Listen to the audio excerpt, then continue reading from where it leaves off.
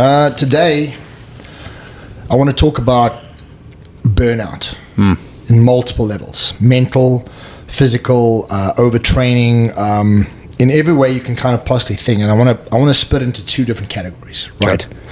You're going to have the category where someone wants to enter into a exercise program, get their mental health back up, address their spirituality, kind of, do the things we always talk about getting yourself into that balanced state. But while they're entering that, they're already burnt out. Yep. Right. So from that aspect is they're not really in a great place to do it. The second one that I want to cover is when you've now find that balance, and you're hitting the gym, you're hitting the meals, you're doing everything you can. There's a negative feedback loop that happens in that too, because you become so, I don't want to use the word addicted, but I suppose that's the most relevant word. You become so addicted to the fact that you're on this path and on this journey, Yeah, I agree with that any deviation from that kind of throws you off. Yep. Right. So you kind of get stuck into this loop where you don't really realize what you're doing is negatively affecting your output. Yeah, I agree. Right. Let's start first with anybody who wants to just even enter an exercise program. Most people, right, and I'm going to say most people fail on a new exercise regimen because what they do is they set the plan, but the expectations of the plan are all set on either a baseline of what they've previously done, someone else's baseline, or an unrealistic expectation. Okay, and I'm going to talk about a personal friend that I have. So one of my best friends in Thailand, Robert, right? He goes through cycles, right? And for years he's been adjusting his weight. Now he's a beast when he hits into the gym. Like he goes 110%, right? And he does always. The problem is he goes 110% and he's not ready for it. So what'll wind up happening is he'll hit it for a week or two and then he gets sick. And then it creates a feedback loop of falling into bad habits again. I'm sick, and then trying to do it again. Okay. Where over a period of time he's gone through this and he's eventually found a balance. I can't do jiu-jitsu 3 times a day. I shouldn't. I can't go to the gym twice a day. I probably shouldn't. Yeah. Right. I can't go and train for 5 hours a day, even if I'm capable of doing it, because I probably shouldn't. Right. Right. And finding a balance. And, this is very important in the overall discussion we have. Balance. Yes. There is a balance even in these things, even when you're in them, even the ones that you really enjoy. You shouldn't ice bath 6 days a week. It's not conducive. You should probably only do it 3 days a week, because anything more than that is counteractive to the process you're trying to achieve, which is recovery. Right? Aren't there people that ice bath every day? There's people who go every single morning. I think Joe Rogan's one of them. I think every morning he's in the ice bath. Now, there's a lot of science coming out showing that, first of all, let's talk about muscle growth in ice baths. Yeah. Right? So if you ice bath straight after weight training, right, it lowers your body's ability to pack on lean muscle. Okay, so it's not conducive to muscle building. Yeah, I believe that. So it reduces it to recovery. It's for recovery. It's for recovery, right? So they recommend that if you are going to ice bath, you should ice bath a couple of hours after you train or before you train. I remember in college, 20 plus years ago, like big injuries, like soreness, things like they used ice baths in those times for injury. Yeah, same process. It's just the thing. We have access. You can do it at home. You have an ice bath right now. Again, you feel good when you go do it. Let's not beat around the bush. If you can get over the uncomfortable feeling of an ice bath, getting in there, right? It's you grab in the first 20 to 30 seconds is you just trying to get your breath under control. Yeah. After that, the next 2.5 minutes, you're literally sitting there and you're kind of focusing. You get into a deep place. Your body starts cooling down. 3 minutes, you get out. Right. When you get out, your body's a little bit numb. And then, once you get over that initial, you dry off and you get dressed, you feel great. Like, I mean, I'm not even going to beat around the bush here. You feel great. So, that feeling, despite the uncomfortable nature of what you're doing, the same as us going to do a leg workout, right? We know what's coming. I feel sick every time. If I know it's leg day, it's tough. Just before I walk in the gym, I want to throw up because I know what I'm going to do. But once it's done, it feels so good. It does. And I attribute to the same thing. But does that mean that it's conducive? Yeah. And this is the limits that I'm talking about. So let's start first with somebody who is planning to get into a program, right? So we can sit here all day long. on this podcast, and we can say, okay, so exercise program, try and get to the gym at least 5 days a week. You know, if you can do a little bit of extra cardio in the morning, you know what, depending on your weight, make sure you get at least 1 gram of protein per pound of body weight. Make sure it's lean protein. Eliminate any seed oils out of your diet. Make sure that you eat nice leafy greens. Bring down your carb levels as much as you possibly can.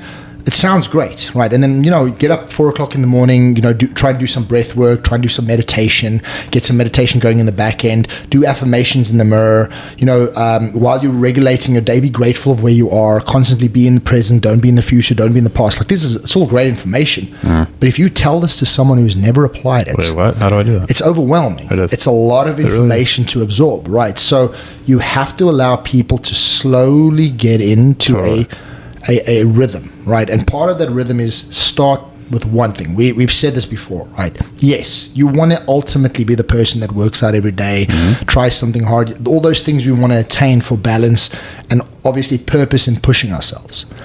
But in getting there, you also have to assess where you are. You have to also take it a step at a time, because not everyone's at the same level. It took me 2 years to get to the point that I could do 3 or 4 high level cross training sessions a week, right? High level that I can push myself hard, and if I do it excessively over a period of time, I burn out. But I didn't just get there. I had to slowly work it in and build up my fitness, right? You probably know where I'm going, but I was thinking about on Mondays when we did like separate on Monday because we had stuff going, but I did superset lunges in the gym. I think I did like 20 plus lunges, unsupported, didn't touch my legs. I didn't use any weight with them, but I was thinking about it. So I did, I think, 5 sets of like the cable deadlift superset, because I didn't have a lot of time. I was pressed on time, so I had to superset. But I did the deadlift cable thing with lunges supersetted. I did 5 sets of those, and I did it without any supports, without holding on to anything, and I moved pretty good. And I was thinking about the journey with my knees over the past, 16 to 18 months, where when we first met, I could not squat unsupported. Like literally could not do a lunge without holding on to something. And it didn't happen overnight. It did not. It was a process, right? And this is especially if you're starting a program. Be very cautious of how quickly you go. Like be honest with your assessment. And here's the thing: is I'm not saying be so over blatantly honest that you don't move forward. I'm saying be careful, because if you take too much on without slowly adding it in, you're going to burn out, and you're going to hit a point where it's going to be overwhelming for your nervous system. Well, and I say this a lot too with people that are just getting back into things. In the beginning of it, you're motivated because whatever caused you to get there was a motivating factor, right? So motivation in my eyes is bullshit. It's very temporary, it's very fleeting, and it's for the wrong reasons as to why you're doing what you are. And that's where I think, you can go back on prior episodes and hear us talk about it, but like those core fundamental habits, that baseline that you have to establish, something caused, like burnout to me is a really good topic, because something caused you to be burned out in life. That made you decide, okay, it's time to make a change. I got to do something about this, right? So that same burnout though can quickly translate into fitness and nutrition getting back on track, because it's hard. And you're not going to see results immediately. You're going to put your body and your mind under stress. And it's very important, for at least how I see it, is when you're entering into something new and you're just about to, and it doesn't matter, you might be training currently and saying, well, you know what, I need to up my training, I need to become more intensive, I need to make sure I get the most out of my workouts, and I want to add all of these non-negotiables which are going to help me be that better version of myself. Okay, you're still a human being and you still currently have a rhythm. Everyone has a rhythm, right? It's our daily routine that we're used to. Now what's going to happen is, when you change your daily routine, right, it's an adjustment. There's an uncomfortable adjustment you have to do. Now, if you try and change everything at once, and don't get me wrong, there's people who go cold turkey and change everything around, they're doing fine. Right? So it's not to say it can't be done. But I like the approach of, if you're going to do an exercise and nutrition program, and it's the first time that you've really tackled something like this, take a 2-week period to kind of feel it out, right? So don't go too low calories. Don't cut out all your carbs. Kind of just say, listen, I'm going to do a couple of fundamentals. I'm going to make sure I stay away from sugar. Yeah. I'm going to take note of what I eat and how much I eat. I'm going to try and eat whole foods. And then I'm going to work through and kind of allow your body to adjust. The same thing with training. If you've never done intensive workouts before, even if you're someone who's seasoned, I've met a lot of people who are very seasoned in going to gym consistently. Dorian Yates likes to, he has a saying where he says if you walk into any commercial gym, he goes, where's all the people training? Because no one looks like they train. Now, that's coming from a guy who was 6-time Mr. Olympia. So his level is a little bit above everyone else. I think it's important that anybody who goes to a gym, if you're moving, you're doing more than sitting at home. Yeah. But if you want to get the most out of your workout, right? If you can go to a workout and you're training alone and you can train for more than 40 to 50 minutes, you're probably not training hard enough. Yeah, I agree. Right. And I'm telling you this from experience. You're resting too much. You're not pushing in the most in because by the time I eat 40, 45 minutes, I'm done. Yeah. Right. When you train with other people, it generally can go over an hour, right? Because there's a little bit more time. There's rest times and things that happen in between.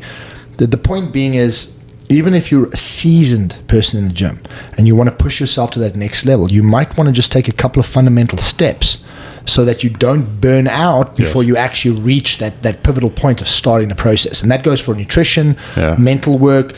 It's telling people sit down and do, try and do at least 10 minutes of quiet meditation a day. Okay, but you also have to train your body on how to meditate. How to meditate. Right. You've got to, if you want to do affirmations every day, yes, it's as simple as just standing and being grateful, but sometimes you just have to go through a process of how does this fit into my normal day? How do I make this part of my life? Well, we talk about those eight habits. There's a number of people online that talk about a core four pillars in your life. We talk mind, body, spirit, abundance. But to me, the habits is what's critical. Yeah. And in your beginning, it should be things that you're add half of them to be things that you're already kind of good at. Yeah. Just to get you there, right? Slow steps. Yeah. In my case where, one of my things is I try to read, right? Or follow the meal plan or whatever things that you need to dial in. You should put 3 or 4 that you already got on automatic. Yeah. And then add 3 or 4 that you need to get better at. And then to me, as you improve and realize there's an aspect of me paying attention to my daily habits, swap things out. Yes. So something that's automatic, let's use water. Let's say you need to drink water, but you became really good at staying on top of your water. Well, we'll replace it with something that's harder. Yeah. And that's how you build momentum. And all those things that you just rattled off a little bit ago about the workouts and the meal plans and the meditations and whatever, eventually you'll find yourself looking back at the stack of things that you're doing. Yes. And realizing it's all aligning and pushing you forward. Yeah, it's the wood pile in front of you. If I've got a wood pile standing in front of me that's 10 feet high, 20 feet long, and now I have to move that wood pile, it seems insurmountable. Look at this big thing. But if I do it one piece at a time, and it starts counting up. And again, this isn't when I'm talking about the process, I'm not talking about a slow process that's going to take you months.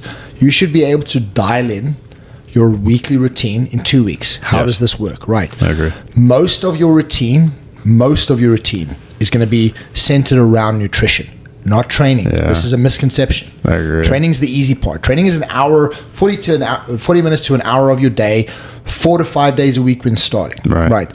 That's it. Right. The rest of the day is where the real work comes in. Yeah. Right. Adding meditation, 10 minutes of meditation is a long piece of your week. It's not a long piece of your day, right? Affirmations in the morning while you're brushing your teeth, it's not a long part of your day. Okay. These are small things you add. When we're talking about the real one that makes the biggest difference in someone's life is nutrition aspect. The first week is just trying to figure this shit out. Because what happens is I come to you and go, right, here's your nutrition plan. Here's everything sheet. So you don't know where to get it, right? You're going to have to figure out where you shop. I'm not going to change how you shop. You're going to have to figure this out. So where do I buy these items? Right. What are the best items? Which ones are the most cost effective? Right. Do I cook them every day? Do I prep it on a Sunday? Week 1 is literally just trying to figure out where do I get it? How much do I need? How do I prep it? What's the process? Right. You can give someone a a full cookbook, but they still have to cook the food. Yep. So the first week is you're just testing and figuring out how you're going to fit this into your normal rhythm. Yes. Then what happens is week 2 is applying it to your normal rhythm with a couple of mistakes in between because you're going to mess up. And then once you've hit week 2, now you've reassessed your rhythm. Your rhythm's changed. Yeah. Now you're ready to hit this full on. Yeah. So you've got to give yourself this little bit of a break and a little bit of a phase of just integrating this into your routine. And when I say routine is, if you have a job, if you're in a business, if you have a family, those routines won't dramatically change. Yep. You have to adapt around it. Definitely. So the first 2 weeks you want to take is you want to just start fundamental small steps to get you going and then hit. Because the mistake I've found a lot of people make is they hit the ground running. They failed to plan. Right? They haven't really felt things out, and then what happens is same as someone who does a New Year's resolution. They hit a difficult spot in a week or two, then all of a sudden everything falls down. This is why you want to take this a chunk at a time, just a little bit at a time, and then eventually you've built up this whole resonating frequency that you know how the rhythm runs. And now I'm good to go. Well, and let's be honest, I think two things that people fail the most at is the meal prepping. Absolutely. Right? It's the meal plan that they fail on. But then also when the day gets disruptive, when they train. Okay? But agreed that training's the easy part. Yeah. You'll make it up, if you're hitting, depending on your age, if you're hitting 4 to 5 days a week, you can get results from the training. Absolutely. But to me, the disruptions and the falters come in the meal plan because you, in the beginning, have to teach yourself a whole different way of looking at it. Yes. So you have to prepare, and I've talked about this repeatedly on the podcast. My wife, who's getting ready for a bodybuilding show her first time, and then I, of course, follow the meal plan. There's always trays of meat available in our house. Yes. And as soon as it gets down to like the last couple portions, we're restocking it. And we use like the aluminum foil pans. And if it's chicken, I'm shredding it up. If it's like she's doing ground turkey right now, I'll do ground beef or steak. Yeah. But there's always 2 or 3, even 4 sometimes, trays of meat always ready to go. And that's the fundamental. You found a rhythm around your daily life that works best for you. Everyone's is individualized. And again, if you're struggling with the process, we have these wonderful tools called ChatGPT and Rock. You go in there, explain to it what you're struggling with, and it'll come out with a schedule for you. Just use the tools available to you. Definitely. Right? And then work yourself into a program. Now you're going to find eventually you've worked into the program. You've done this for a couple of months, maybe a couple of years, right? And you've hit what we call the balance rhythm, right? This is now where you are integrating all of those parts of your life. My training is good. I feel like I'm progressing. My nutrition's on point. I'm physically, I feel healthy. I'm mentally, I feel strong. Spiritually, I feel connected, and I feel abundant. And I have good connections in my life with the community around me, my loved ones around me. Everything feels good, right? One of the most dangerous places to be, right? Because what's going to happen is, if you are consistently, right, like we're consistently hitting 6 days a week, intensive training, a couple of rest days in between, at some point, and this is for everybody, at some point something's going to give, right? And it's not to say there's anything wrong. If you are pushing yourself, right, excessively, and you want to be pushing excessively, the whole point of going into a gym is you want to break down muscle fibers to build them back up afterwards when you apply the nutrition and the rest. Yeah. At some point, if you're pushing like that consistently, your body is going to get, parts of your body is going to get tired, right? For sure. You're going to get joint pain. I feel tired right now. You're going to get back pain. Yeah. There'll be niggling issues. Now, here's the thing: is most of the time, niggling issues you can work through. You can adapt to them. You can find them, but it's not just that. It's also when you find yourself mentally tired. Yeah. Right. It's when you find yourself spiritually tired. It's when you find like I don't have the same connection I used to have. It's a little bit harder to do those affirmations in the morning. Yeah. Meditation takes a back seat because I'm just tired. What's happening to you is you are slowly burning out. Yeah. And those burnouts, there's small recoveries. In a turn, it's I'm not saying that you should necessarily need to just stop training for a week or stop doing anything. What I'm saying is you have to assess what you're doing and you have to adapt. You do. Right. And that adaptation can come in for the next 6 weeks. I'm going to do 3 days a week or 4 days a week at the gym. I'm going to go lighter, more reps, take pressure off my joints, do more machines, less compound exercises, more machine-based exercises, and I'm going to give my body a little bit of a rest. I'm not going to stop training. I'm just going to give it a rest. I actually had a conversation with a guy today about training. He was asking me about the gym, and he said he used to do some CrossFit stuff, and he injured something in his forearm, and he had to. He said he needed to rest for 6 months from that injury, so that we recover. And I don't know what the whole thing was, but in my mind, I'm like, that's right there an example of where people fail. Yeah. So I don't think unless, like, even if it's a surgery, like I actually saw a girl that tore, like, partially, like, strained her rotator cuff or tore her rotator cuff. Yeah. She was getting ready for a bodybuilding show, and she trained through it. Yeah. She didn't stop. Went through the advice of the medical professional, took what they said to heart, took some rest time, did her rehab exercises, never stopped actually training, is still on track for her show. Yeah. You know, because she didn't stop. And the whole point is, like, here's two different people. Yeah, she's got a goal that she's going after. The other one doesn't, but it's a perfect example to show when people hurt themselves in the gym, they say, oh, I got to rest, and they justified stopping. Yeah. Well, I'm hurting all the fucking time. It doesn't mean, it doesn't necessarily rest. It means adaptation, right? It means changing. It's the same as okay, so I've overeaten and I've eaten too much food for the last while. Okay, I'm just going to stop eating for 6 months. It doesn't work. You're just going to change how you eat, right? So when it comes to training, you might just need to adapt your training to a slightly different, lower intensity, maybe higher reps. You just need to change up, but you should never stop moving. I want to be very, very clear on this. You should never stop moving. And again, there are times to go and take rest, right? And sometimes if you've hit the gym hard for 6 months, you feel your body's tired, take a couple of days off. Not going to hurt the bank. You grow in rest. You don't grow in the gym. The gym is where you rip everything apart, right? Yeah. And we you and me are prime examples of this. Like I love going to the gym. It's a great feeling. So I enjoy it. It's my hobby. And the days that you tell me that I can't go are difficult days because I want to go, right? Yeah. So I have to rein myself in and say, well, listen, there's going to be days that you feel this way, and you're going to have to take those days off. I want to tell a story from last week when, was that Thursday maybe or Friday? Friday. You're like, hey, we're going to rest tomorrow. I'm like, cool. And I don't remember what caused me to go. And then I ended up texting you later that night to say, I went and did a small arm workout. And you go, yeah, I went to charge the Tesla and I had 55 minutes. So I went and got a workout in, and we both kind of laughed about it, thinking, we got problems. Yeah. But the idea is that, like, we just enjoy it. Yeah. But in the same breath, I can tell you this. If I really truly felt burnt out that I couldn't, I wouldn't go train. I would have rested. Right. Yeah. I do like to rest on Sundays. Yes. Because the one thing I'll say though is it's a very physically active day for me because I'm taking care of, multiple lawns and I'm outside for 5 hours doing stuff. But I don't completely rest. It's an active rest. Yeah, but again, there's points for rest. But the most important thing is to recognize burnout. And how it affects, because it's going to affect your balance completely. You're gonna realize that you're a little bit shorter with everyone. Yeah.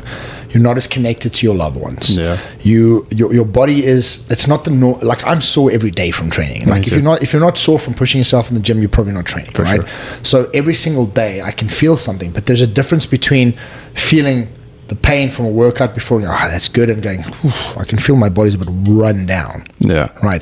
And it usually, as you progress, it comes in different forms. It'll be an excessive elbow pain that just doesn't go away. Back pain that just niggles, and for whatever reason, it just doesn't, you just can't get over it. Yeah. It means you have to make an adaptive change to what you're doing and allow your body to recover. Right. Recovery is almost more important than the action, because without the recovery, the action doesn't mean anything. Well, and I would argue that I had to learn this, and I've been in a much better place about this lately because of supplements and things I'm taking. But sleep and rest at night on a day-to-day basis is really important. 100%. I don't think people get enough sleep. I was guilty of that for a really long time. The first thing that's going to take a dip if you're burnt out is sleep. Yes. Right. It seems counterintuitive, and it seems weird. Okay, well, if I'm super tired, then my body should want to sleep. Nope.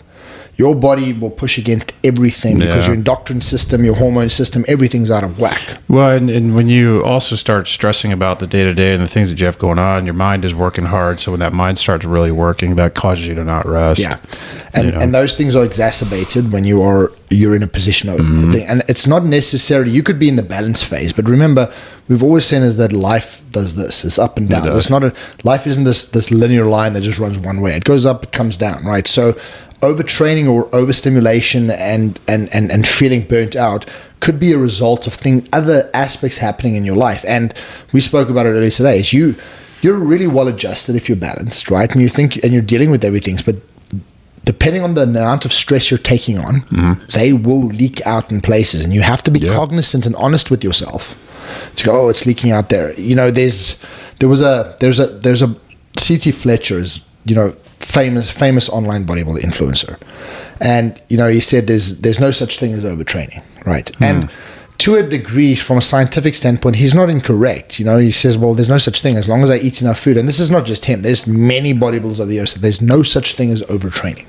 Okay, you can't. If you eat enough food and you feed your body correctly, there's no such thing as overtraining. Now, in one sense, sure, but if you're training effectively, if you're pushing yourself your body's tired really hard every single day, and not to say C.T. Fletcher wasn't, but C.T. Fletcher he's a freak of mental nature. He's mentally one of the toughest people you'll ever meet. Yeah. So that's a different mindset. But really and truly, right, your body can only deal with so much. Your body can only absorb so much nutrition. You can only sleep so much. And at some point, like I've said with everything, you have to be adaptive on all aspects. And training and nutrition, as important as they are, sometimes you might be getting great results. Right? Yep. I'm on a nutrition program, my weight's dropping, I feel good, I'm in the gym. And then what happens is you don't adapt to it because I'm losing weight, and you lose sight of what the goal is. The goal is to lose fat and gain muscle. You never ever want to sacrifice muscle, ever. Right. Muscle should not be sacrificed. Should be a priority. Sometimes you do. It feels like you're sacrificing some muscle when you diet, but that's part of the process. But realistically, what you're trying to do is you're trying to maintain as much lean muscle as possible, and drop as much fat as possible. Well, a guy that we've helped, I had to have a conversation with him. I think since he started with us, I want to say he's up around 50 pounds lost. Right, so he's doing fantastic. Super proud of him. But there was a point in the program where I specifically had to have a conversation with him about, like, dude, you got to eat the food. Yeah. You don't want to be skinny. You want to be muscular. Yes. You want to build muscle. You want to turn that fat and burn and build muscle. You have to eat the food. Stop shying. And he was punishing himself in a sense. And then part of punishing comes in, well, then I'm not going to eat this meal. I'm going to skip that meal. I'm going to have less calories because I'm punishing myself because I didn't follow the plan, or the plan fell apart. And in his case, he became obsessed with losing, right? And these are the things is results, right? Results can become obsessive. 100%. Right? And you can lose sight of it, because within those results, you would see certain things and go, oh, I'm losing, I'm good. But like you said, what is the goal of why we talk about training? What's the goal, right? Our goal is, as you age, to maintain as much muscle mass as you possibly can. Yep. Why? Because muscle is the one organ in your body that never, ever, ever ages, right? You can always pump your muscle. The things around it will age, your joints, your ligaments, but your muscle is resilient. Yeah. And the more muscle you have, the better you will age. The stronger you are as you age, the better you'll be able to. You'll be mobile. You'll be fit. Things are just better with more muscle. Totally. Right. Now, we're not talking excessive muscle. We're not talking about bodybuilding muscle to get on stage to show. We're talking about functional muscle that you can go to a day-to-day thing and you can move around. You're flexible. This is what we want. Now, for men and for women, right, when you start losing, we get addicted to what the scale says. Yeah. Because the scale says we're losing, right? It's the skinny addiction. So now, but I'm losing. Okay. Now, if you've never taken heed of how much muscle you have, right? So everybody here has a lean muscle mass. Lean muscle mass means is how much muscle does my body carry if I had to take all the fat away, right? And that measurement will give you an idea of where your baseline is. Now, generally, if you want to get to a place where you say I'm super shredded, you want a six pack, you want abs, you want lines showing your arms, you want your veins popping, you want to be lean and mean, right?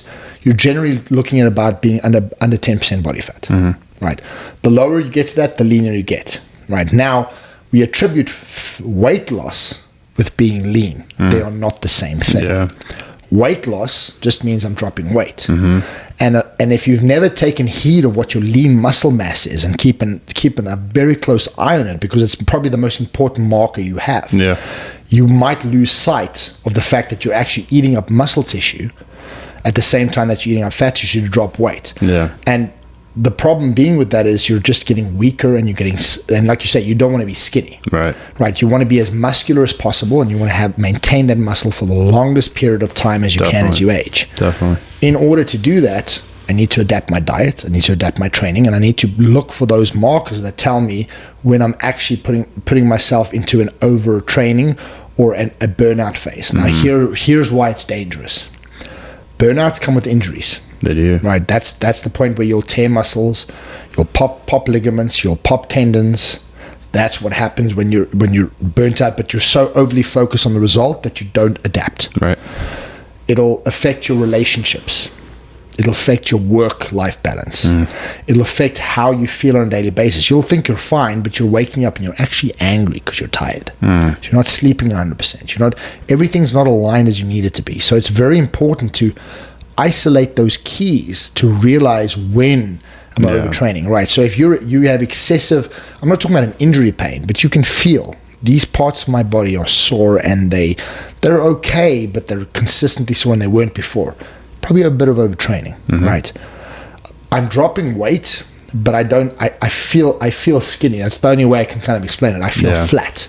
I don't feel like my muscles really, when I go and try and get a pump in the gym, no matter how many curls I do, I'm not getting that shirt busting pump that you get, because you should get that. It means you're well fed and your muscles adapting. I'm not getting that. Okay, that's a sign that you might be a little bit burnt out, right? I'm struggling to eat. I'm struggling to control what I eat. I used to be able to say, that's a big one, right? Because I used to be able to walk in the store and I'd crave sweets, but I could walk away. Now it's just my body's like telling me I want it right now. I have to eat it. That's a sign of burnout, right? So what do you do? What do you recommend somebody does in that spot? That's a big one, because how many people literally fall off the horse because they're like, I'm craving the crap. Yeah. Because of how long I've been on it. What do you do? There's a couple of ways to approach this, right? So, and again, this is all based on where we're talking about you're in a balanced phase. The one way to approach it is literally take a weekend off, right? Honestly, go for it. And when I say take off, you don't worry about training. You don't count your calories. You break your routine 100%. You take your wife or your girlfriend, you go out, you take her out for a dinner, and you eat what you want. You wake up in the morning, you eat what you want. I guarantee you're going to get to day 2, 12 o'clock, and you go, God, I can't wait to get back on my diet. But what's going to happen is your body's going to absorb all of that sugar, all of that fat. Right? The only thing I'm saying, stay away from, please don't have alcohol, because that's just going to have a negative impact overall. But food-wise, really, if you're craving something, go have it. Take a weekend and break. I remember, it was probably 6 months ago, maybe it was 6 months ago. I don't remember. I got like a little under the weather. I had some kind of crud working through me. And I went off my meal plan just because I needed something, and I was having a hard time eating as it was.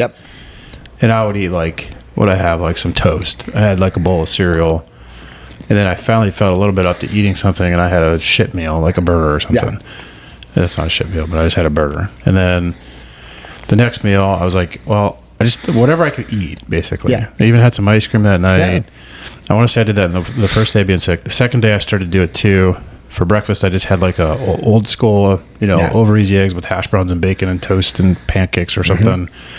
And at that point, I was like, man, I'm ready to get back on my meal plan. You can do it for a while, because in your particular case, you were sick. Now, the question would be is, we can all get sick, right? But burnout, one of the things that is a big attributing factor is all of a sudden I'm getting colds and sniffles and fevers and things that I never did. Sign of burnout, right?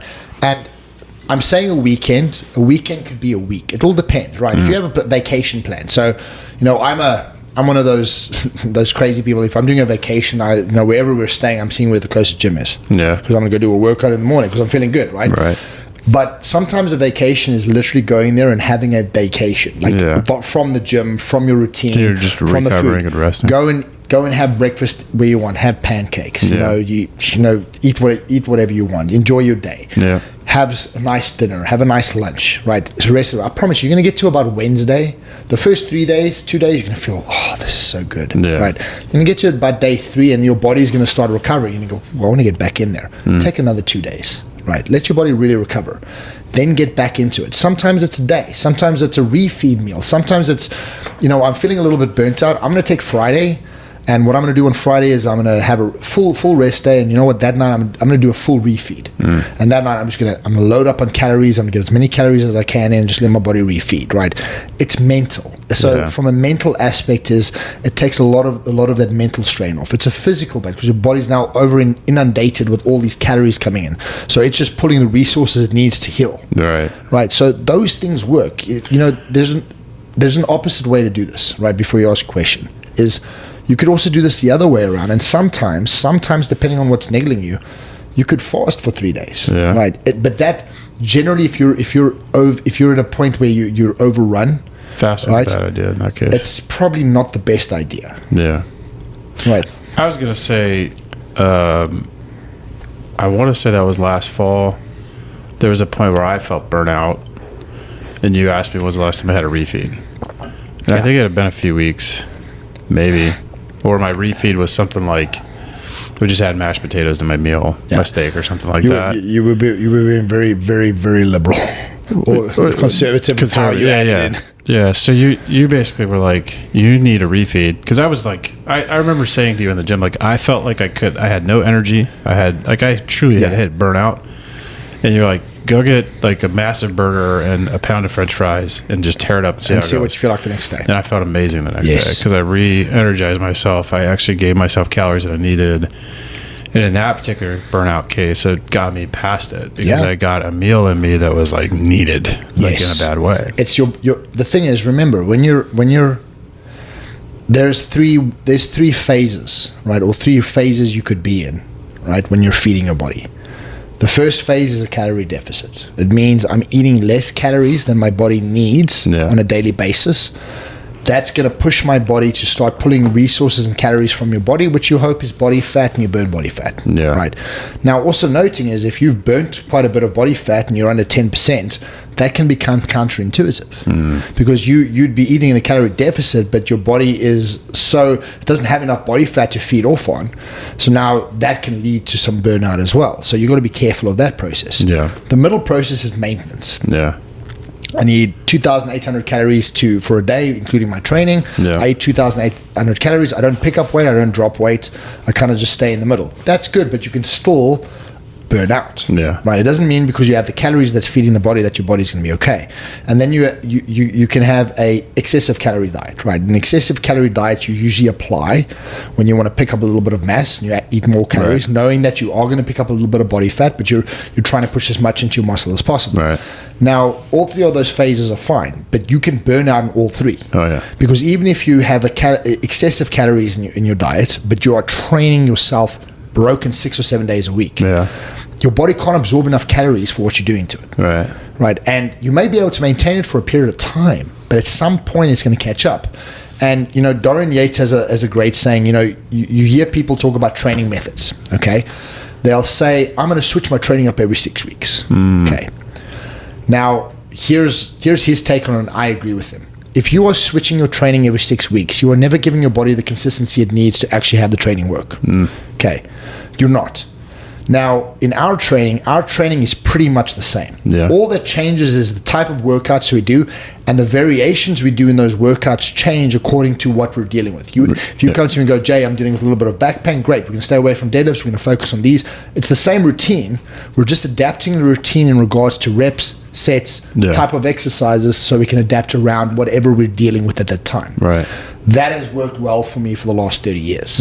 So I want to stay in that realm. Every now and then I might throw something in that kind of throws off the works, and that'll be a once-off. But basically you want to stay within that wheelhouse, right? And then you just want to add in. So, dynamic exercises, what's change that of called? exercise. There's something called with that. That's the It's a bodybuilding term. What is it called with the repetition of the workouts? There's a term. I can't think of it. No, I can't think of it either now. But sorry. You're trying to stay within that wheelhouse because... Progressive overload. But progressive overload can happen even if you change your routine. Right? It's just within your routine that progressive overload, right, is consistent. Yeah. Now, yes, we do change certain things every now and then, right? I'll change the way we do certain workouts, but they're still within the same wheelhouse because that wheelhouse is proven over time to be more consistent. Right. So you want to keep that consistency, but within that consistency, you want to make changes according to where you are. So if you are suffering with burnout, so we will do phases where we'll go for about a 4-week period and we'll train heavy, right? Sets go down to 4 sets. Weights come down from 12 reps down to 6 reps. Progressively increase the weight until I fail at 6 reps, move on to next exercise, right? If I feel that we've hit a certain point, because there's a counterintuitive action to that, because that's great, but we're not spring chickens anymore. And at some point, you're going to have an effect on your joints. You're going to have an effect on your tendons. You're going to feel, ooh, as much as my muscle wants to push this, I feel like, if I keep doing this, I might tear something. And generally what happens if you do that too long, you're going to get hurt. Yep. The opposite of that then is then to do a higher intensity workout with higher reps. Aim for 25 reps, less rest, right? Pushing your cardiovascular system, very similar to HIIT training. Great for you, but then also there's a point where that can become a little bit excessive as well. But to me, I actually really fell in love with the 25 rep thing because of a few reasons. But I found that because you explained it to me when you introduced me to doing 25 rep sets. I'd always max would ever be 12 to 15 reps. So when we did 25, I was like, dang, that's a long way to go. Yeah. Now I'm used to it. I love it. But you basically said, well, if you pick a weight with 25 reps, you pick a weight that you have to do that many reps for, you're less likely to hurt yourself. Yes. So there's that. But then there's also the idea, think about it. If I can do if I can do 25 reps with a weight, imagine how strong I actually am. Yeah. And so as I'm building and I'm getting myself more and more strong and fit, and now I'm doing 25 reps with weights that people are struggling to get 8 to 10 reps with. Yes. And I'm like, wow, look how much my strength has improved, because then we do the bigger, heavier weights, my strength has gone way up. 100%. And you never have to test yourself. And I say this is because unless you're a power lifter and you're going for a competition, right? A PR, the traditional sense being a PR, is the heaviest weight you can do for 1 rep. Yeah. Is a young man's game, right? It's also a stupid game. Okay. Unless you are literally training for that in order to go compete, and that's the sport you do. If that's your sport, I get it. If that's not your sport, there is no benefit to it, right? Because you exponentially increase your chances of injury, right, by 90% the minute you start adding weights to try and get that 1 rep max. Right. So now my take on this is so my max bench press at my absolute level was about 600 pounds. Wow. Right now. Great, I could do 600 pounds. Will I do 600 pounds today? I probably have the capability of pushing it, but I'm guaranteed if I do, I'm going to tear my pec again, and I'm probably going to. It's not worth what I want to do, because I want longevity. Yeah. So now my brain says to me is, okay, great. What is the combine record for bench press? I think it's if I'm not mistaken, I think it's about 44 reps, somewhere around there, right? I think it was broken recently, but let's call it 50 reps on an average. Okay. If I can get more than 35 reps with 225 pounds, now listen to what I'm saying. If I can get more than 30 reps with 225 pounds, that puts me in the same basis of NFL players within the top 15%. How strong am I? That's pretty fucking strong. Yeah, for sure. That's how you should look at it. It's not always about how much weight you can pick up. We have this egotistical sense as men. It's like, how much do you bench? Who gives a shit? Doesn't matter, yeah. I don't care how much you bench. I was asked that recently. Right, so if someone's asked me that as well, my capability is high, but I'm never going to test it because I have nothing to prove. Yeah, and the answer I gave when I was asked is, I really don't know. Yeah. I have no idea. Right, so I don't care, because it's not conducive to what I'm trying to achieve. Yeah. And if I try and do it, I'm probably going to hurt myself. Right. And that's again counterproductive. Same thing with squats. Squats are amazing. A great trainer, Andrew Hudson, AFBB Pro status out in California, ex-South African, right? He said to me, he's like, listen, you shouldn't, if squats, it's all great squatting, but never squat any more than 3 plates aside. And I'm like, what do you mean? He goes, well, listen, go have a look at some of the big pros. Yeah, they do photo shoots and they'll have 4 or 5 plates. And he goes, got some guys who'll do more than that. I go, but most guys put 3 plates on and they just rep. Progressive overload. Progressive overload doesn't just mean you're pumping on as much weight as you can for 1, 5, 6, or 7 reps. Progressive overload works the same way around as if you're doing excessive reps. Yeah. So the whole concept of the 25 rep program is, first, why do we do 25 reps? It's not really 25, it's actually around 20. Why do we 25? Because I guarantee you, if I put on enough weight that you're going to fail at about 25, your brain can't count past 18. You're going to think you did 25, you probably did 20, maybe. But the point being is that high number gives you a goal set. But your brain is going to click out before you get there. Yeah. Right. The second thing is, now we can test you with weights safely where you could fail. Right. Right. And that you get the same progressive overload. Yeah. Then if I take that same concept and I shorten my rest time, my heart rate should average between 125 to 160. Now you're in HIIT phase. Yeah.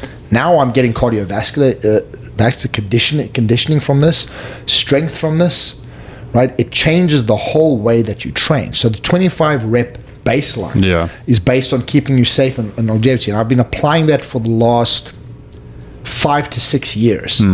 And 5 to 6 years, I've had 0 injuries versus having an average of an injury a year.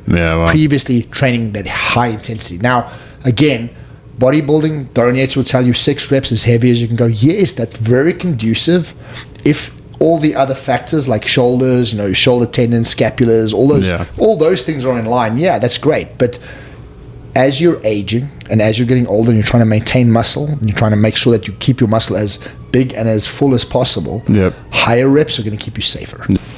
Within training, you can have one of two options, right? Either and I can't tell you this, it's not something you can measure with a stick, right? It's something that you have to feel. So as you progress within training, you need to learn how to read your body.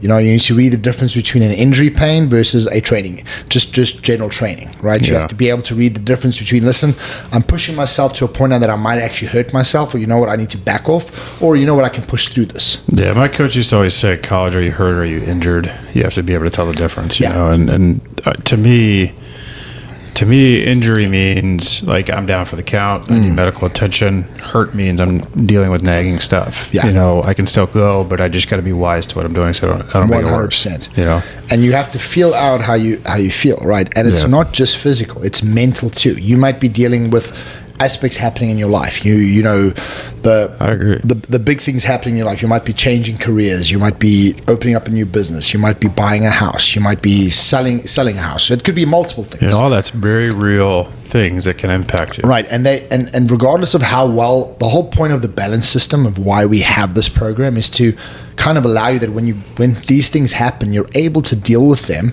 in a very neutral manner that allows you to absorb that stress and just come out with positive and good energy.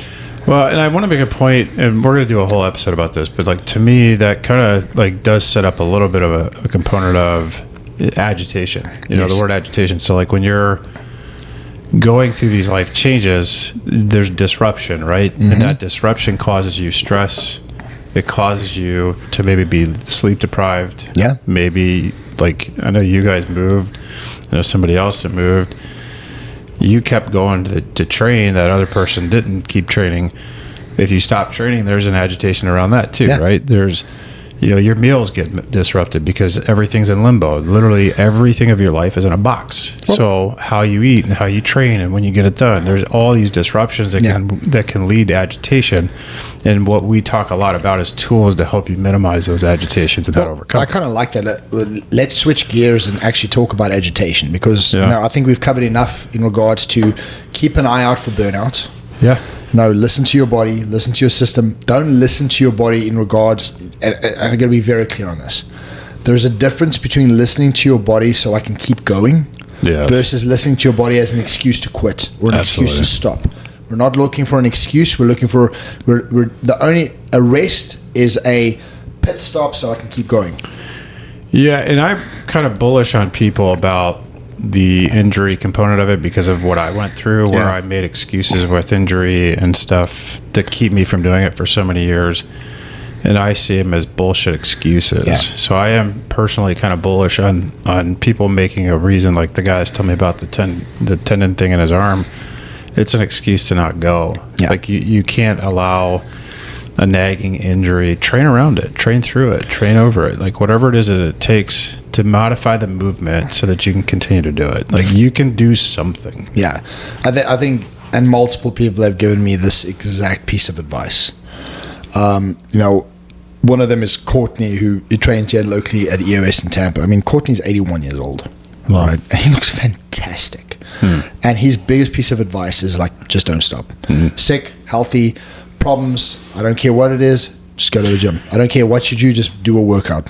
I'll share yesterday's situation. So for whatever, you were talking about this earlier, I meant to bring it up, but the things will come out somewhere, right? And so for whatever reason, yesterday I had anxiety pop in from nowhere. And it was in my chest. It almost, like, for those that know what anxiety feels like, it's almost like you're having a heart attack. Can't explain why it was there. Yeah. Didn't feel like I was stressed out by anything. It just, like, I felt off, and I felt pressure and pain in the chest. Well, I went to the gym. Yeah. And I told myself I didn't feel like going, didn't want to go. I mean, I did want to go, but I just didn't feel good. I went in the best space. So I get in there, and I seen, Antoine. I seen him in there. He's getting ready for a show. He's, I think, 5 weeks out. His wife was in there with him. She's a week out or something. They look amazing. So I walked up to him. I was like, hey, man, gave him daps. And I was just like, you guys look great. Because I knew they were prepping. I'd seen their stories. I was like, you guys look great. And it ended up just a really pleasant exchange. He compliments me. It made me feel good, right? So I get into going into my workout. I'm struggling through my first couple sets. And then somebody else walks up to me and compliments me.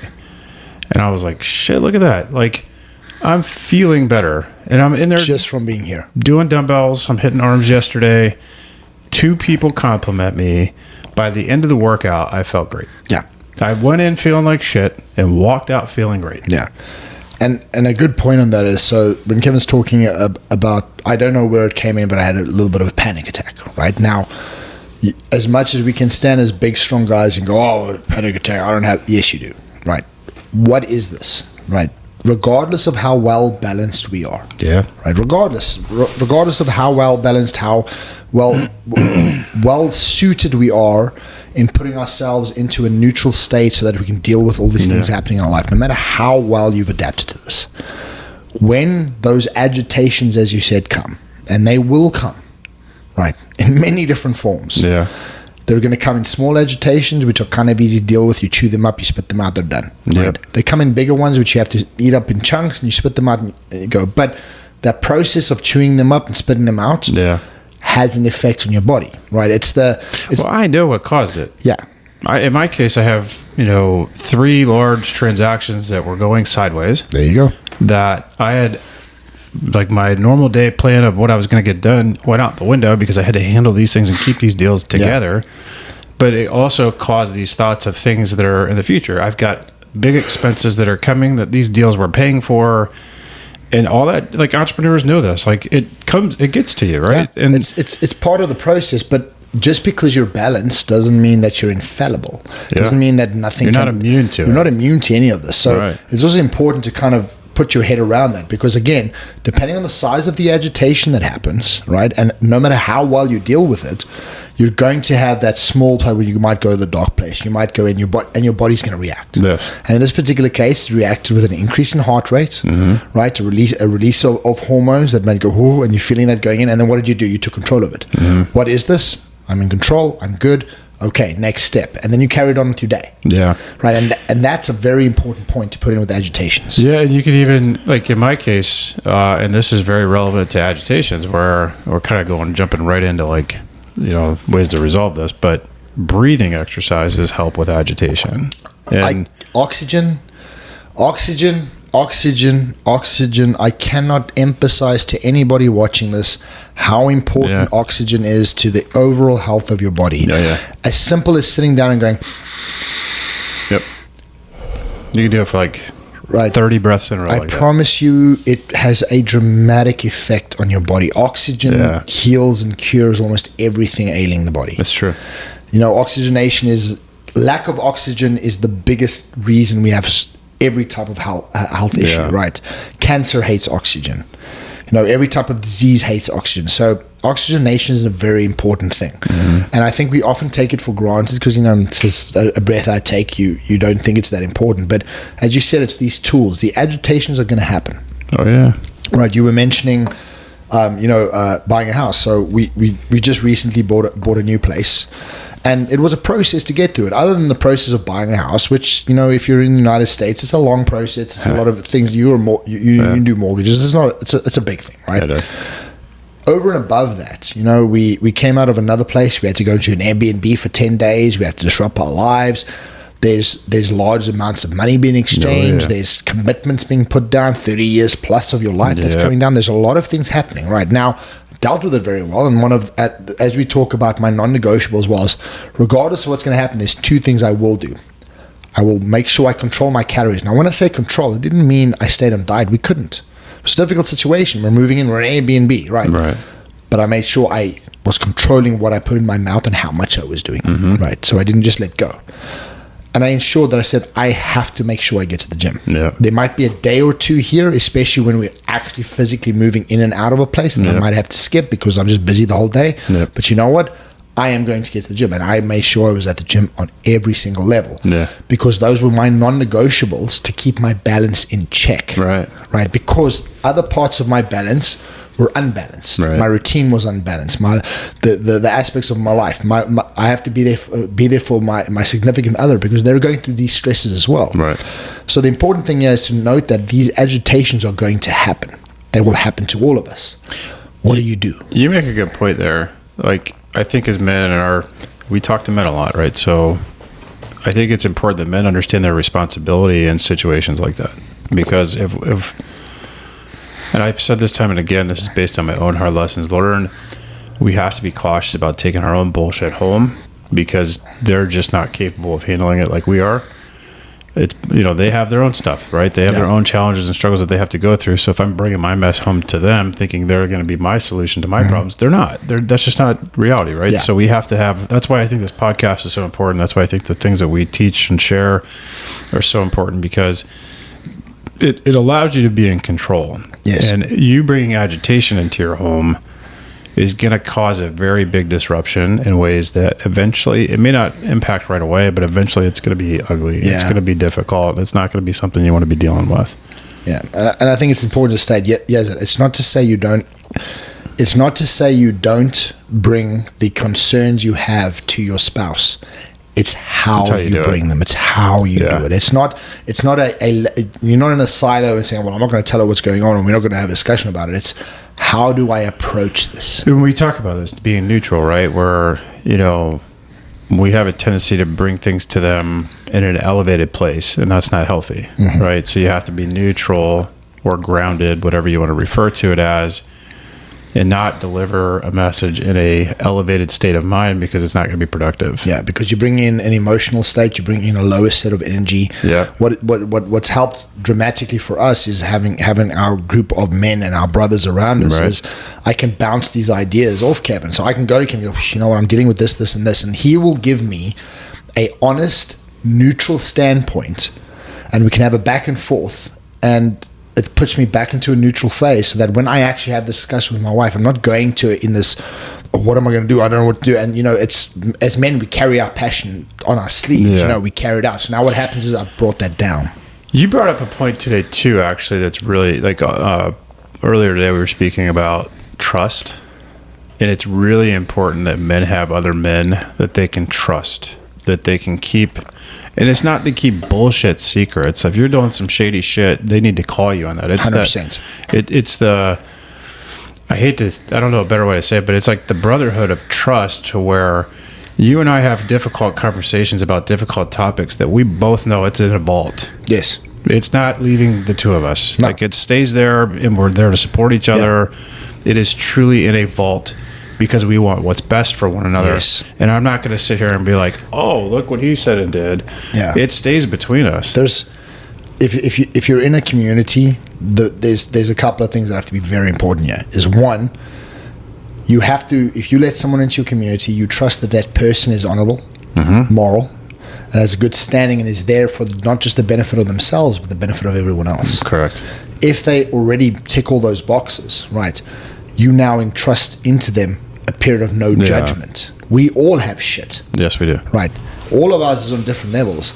I am not here to judge anybody else's, especially if you're in my inner circle. Agreed. If you're in my inner circle, I'm not here to judge what you're going through. I'm here to help you. Absolutely. I'm here to give you insight from my experiences, my perspectives, to maybe help you through this, or just be a goddamn soundboard. Yep. So you can tell me the problem. You know what, brother, I'm going through the same stuff. I've had the same things happen to me.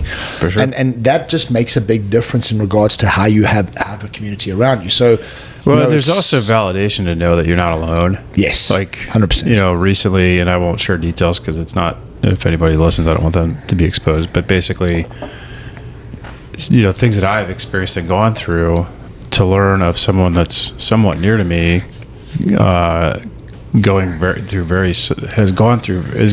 the very similar thing that I had previously gone through. Yeah. And it almost validates, because you go, oh shit, I am human. I'm not perfect, and I've tried.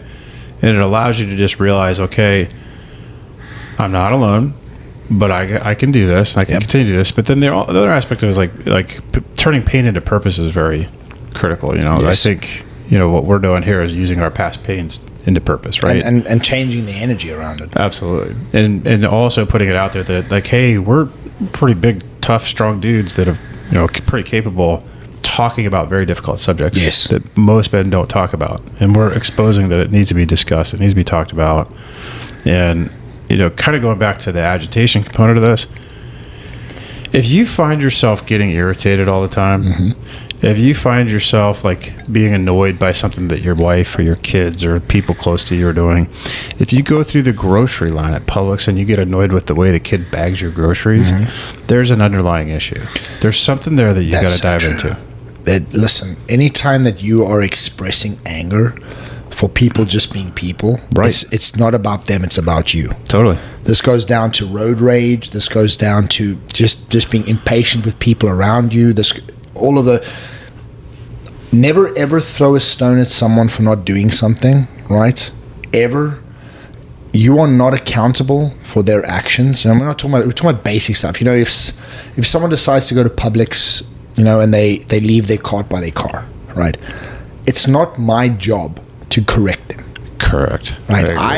I have no right in this world to run up to them and scream and shout at them and say to them, how dare you leave your cart? You should take it in, because that's making me part of the problem. Right. I've said this before. I want to be the change in the world. I take my cart back. You know what I've done? And this is actually kind of fun. Especially if I see a mom with kids, I see someone elderly, as I'm walking by and they're finishing up with their cart, I'll say, hey, I can take that for you. Absolutely. I do it all the time, because I want it.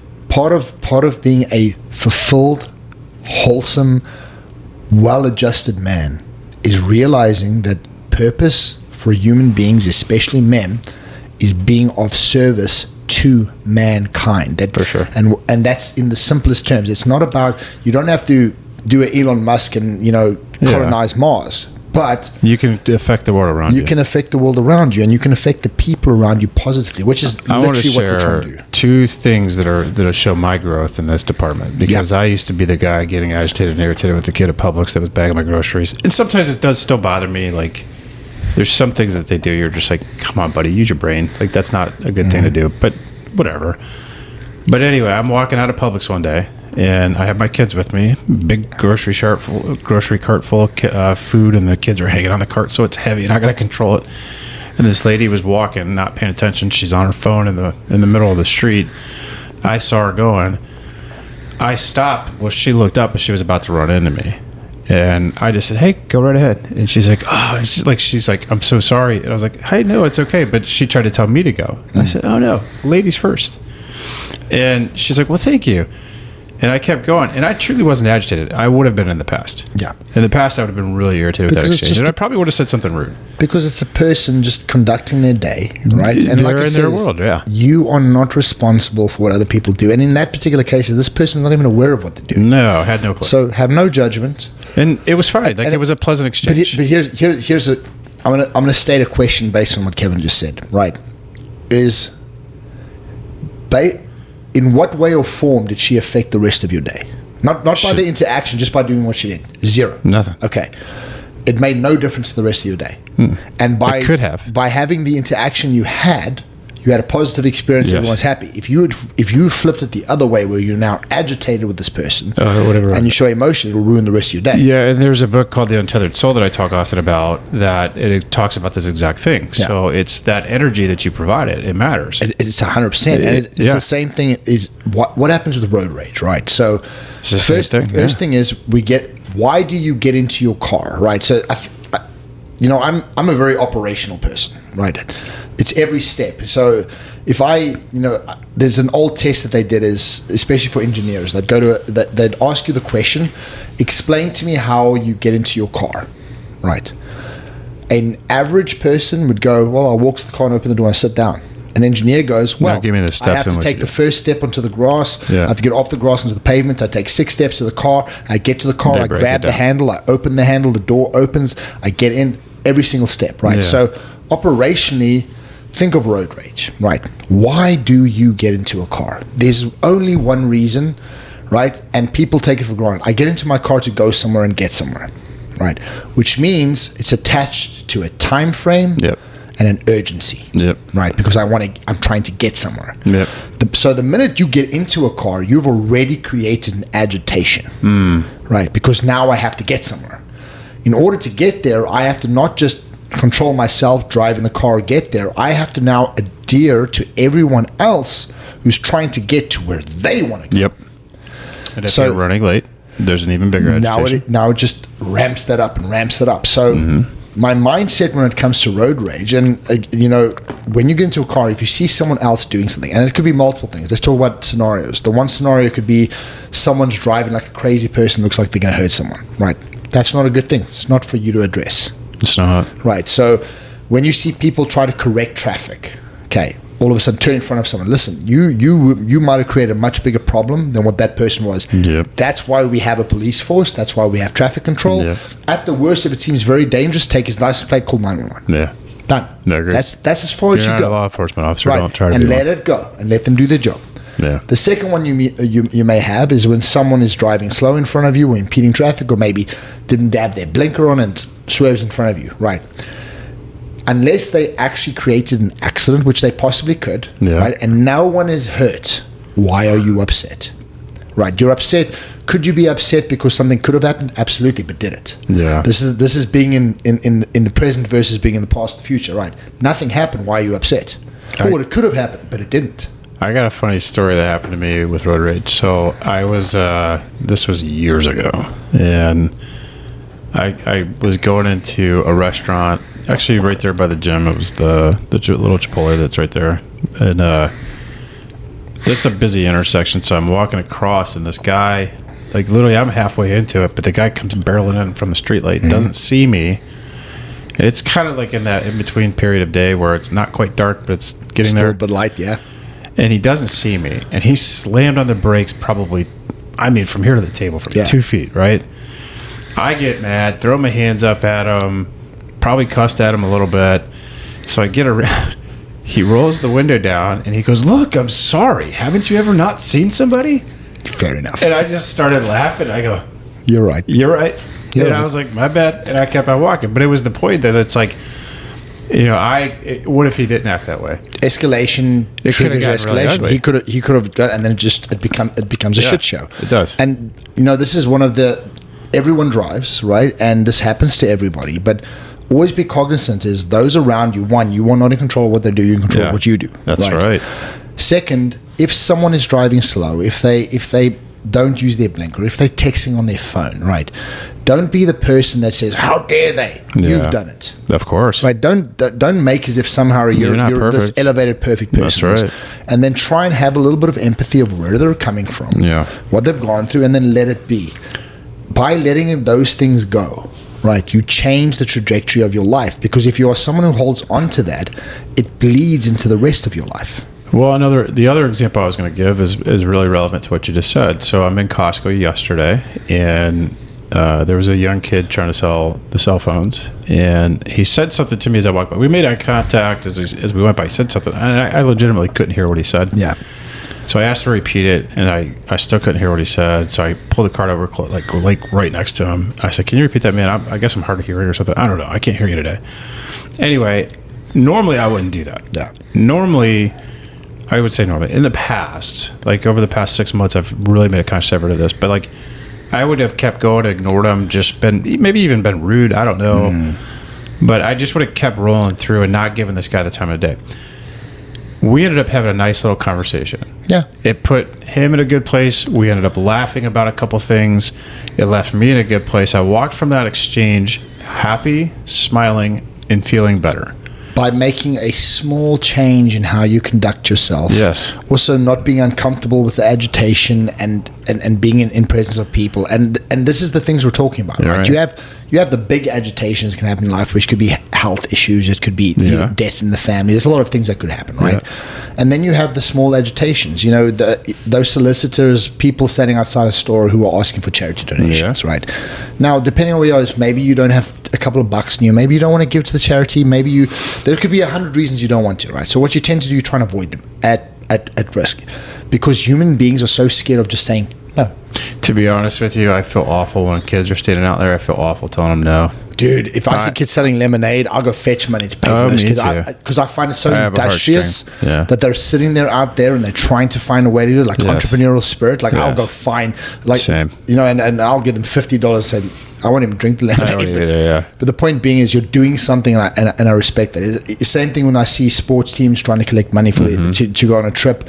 And generally these things happen all the time. And what you do is, if you see someone standing on the side there with his table and he's collecting money for maybe a kid's organization, and you know, maybe you can't afford to give him money, maybe you don't have cash on to give him, right? Maybe you don't want to give to a charity organization. It doesn't really matter. And that person's going to run to you, and what we generally do is you're like, oh no, and you kind of walk away. What you should do is, I had this interaction last week. You know, I'm walking out of the store and he's at the other end and he sees me and goes, hey, can I talk to you? And then they'll make some sort of comment, but hey, big guy, can I have a quick chat? Sure. Came there, had a 5-minute conversation, and you said to him, I appreciate what you're doing, and I think it's great what you're doing. I'm not giving anything today, but thank you for the conversation. Thank you so much. That's it. There's nothing wrong with saying no. There's nothing wrong with establishing your boundaries. There's nothing wrong with interactions. And you know, and you don't have to do it in a rude way. Like, you can be pleasant. Try and be as loving and kind as you can to everybody. Yes. Well, and I like I'm reminded of a story I was told where a doctor worked at, I think, Cleveland Clinic, and he became a patient. He got cancer and became a patient, so he ended up going on the other side of the aisle and coming through there and realized how bad everybody's bedside manner was. And so they did this like really incredible video. I actually got to see this video in a training. This really incredible video about like each person in the elevator. Like, this woman's about to have her first baby. This guy's, you know, dying of cancer, but nobody knows it. This lady's going to see her mother who's about to pass away. And they just showed all these like heartfelt things, right? And my point of even saying that is, like, you just don't know what you're interacting with.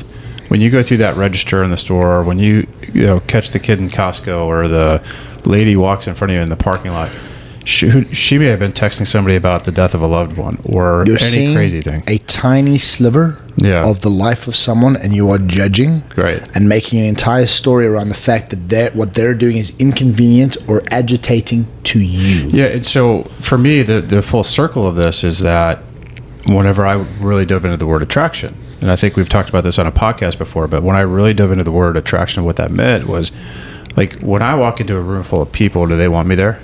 Do they notice me? Do they want to hear what I have to say? Yes.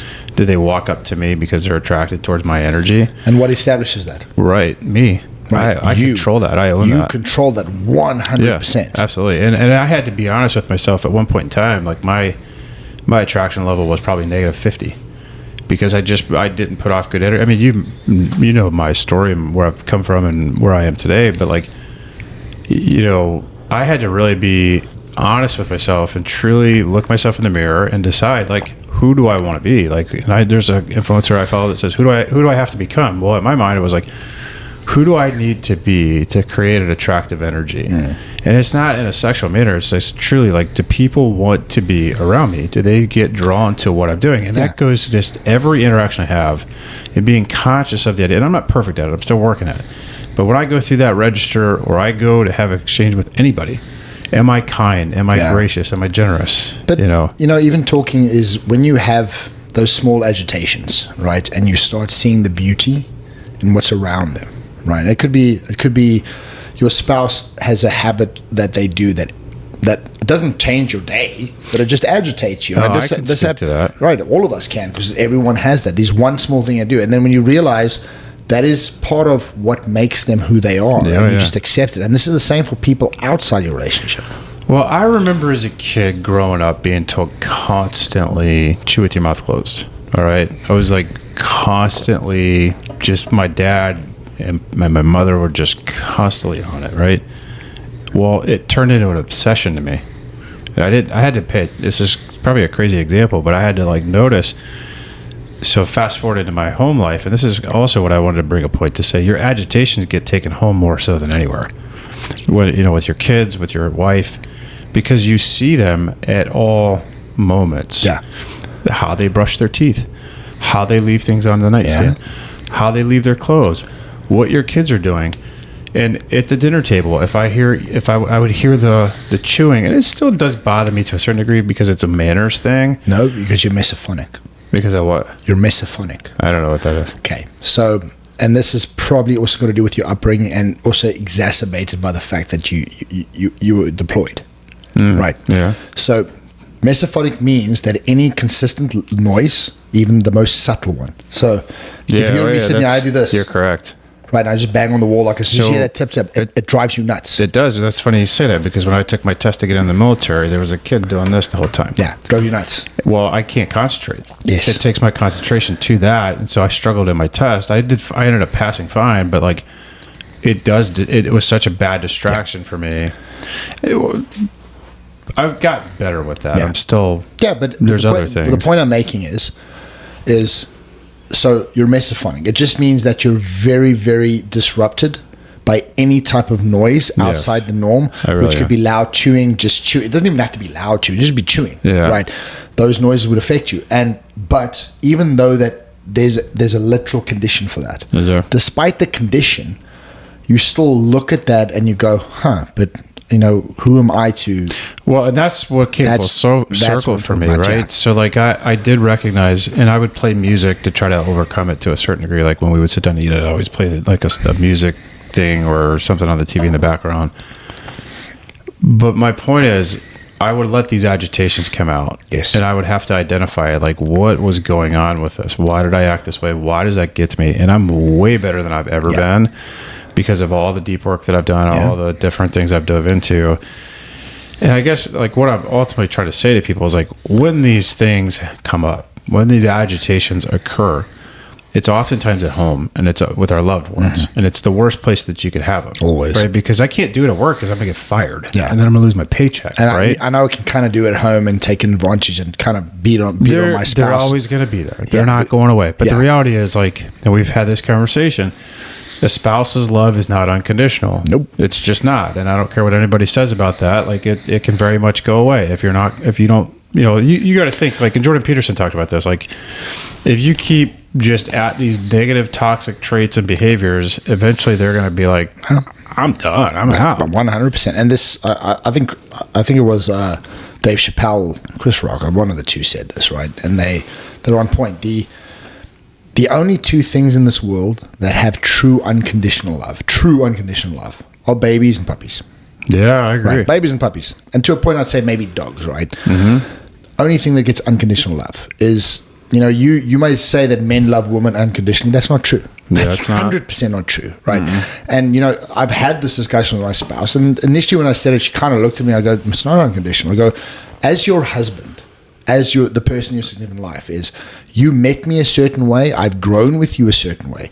If I tomorrow decide I don't care about myself, I start drinking beer, laying on the couch, stop working, start bringing money, I guarantee you, I'm not saying that, and when I say unconditional, right, there's a difference between being in love with someone and loving someone. Yes. I can love someone and not like what they do. Yep. I can't be in love with someone, right, unless I have that connection. And I said to her, so it's going to be conditional on how I am as a man in your life. If I break those levels, of course there's going to be conditions on that, because I wouldn't put up with that. Why would you?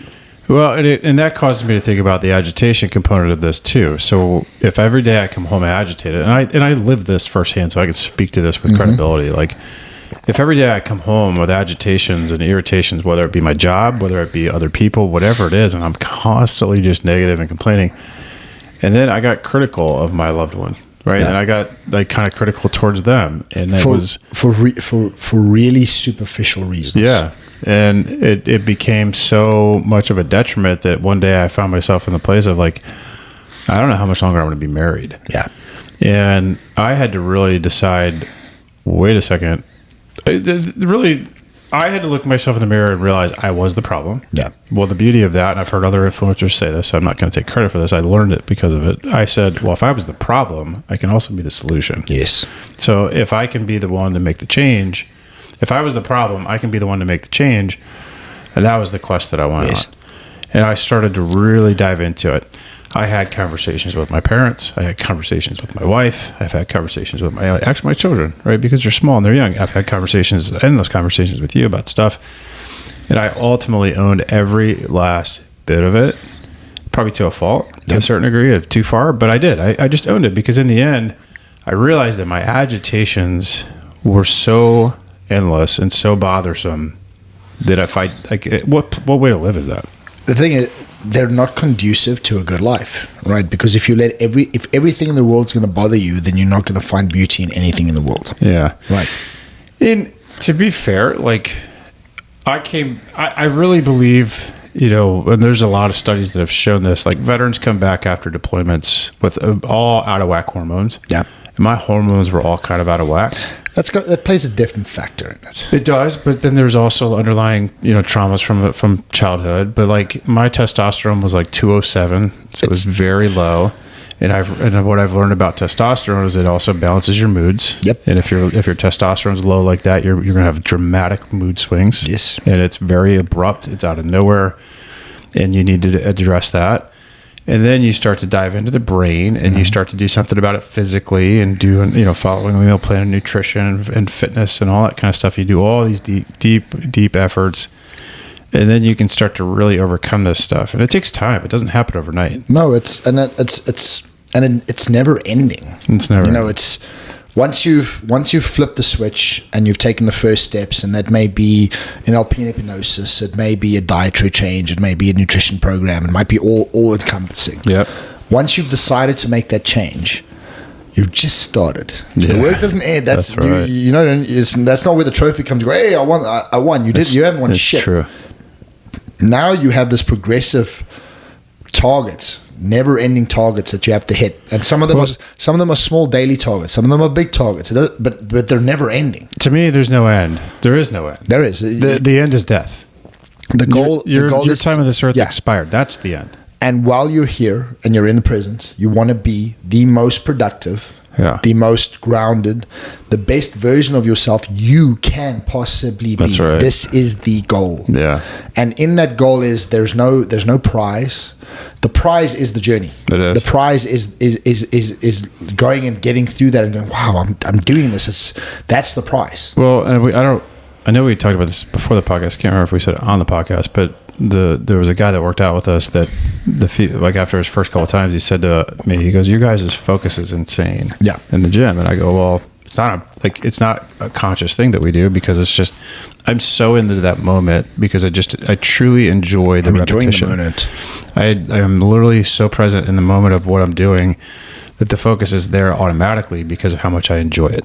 Yes. And that is an example of showing the fulfillment, the enjoyment. Like they mentioned in our networking meeting this morning, they talked about purpose, and if I'm being honest, I felt like she had that all wrong. But like the whole thing that men in life they're trying to find purpose. Yes. Well, the purpose is in the work. The purpose is in being in the moment and doing everything you need to do to be the best version of yourself.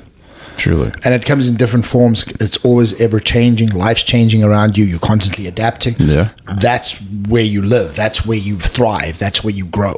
Yeah. In that change, in those adaptations, that's what makes it worthwhile. Yeah. And be curious. Like, there's just some of my final thoughts here. Be curious. If you act a certain way, ask why. Yeah. But also recognize that you're going to have setbacks along the way. You're not going to immediately make permanent and lasting changes. So when you do falter and fuck up, own it. Yeah. That's the accountability that we talk about all the time. Always. And transparency with your loved one. They're not going to embrace the change right away. Yeah. It's going to take time, but speak your truth. Do it out of a place of love. Yep. And help them understand and share. Like I did a lot of sharing with my parents, and that was very healing. Yeah.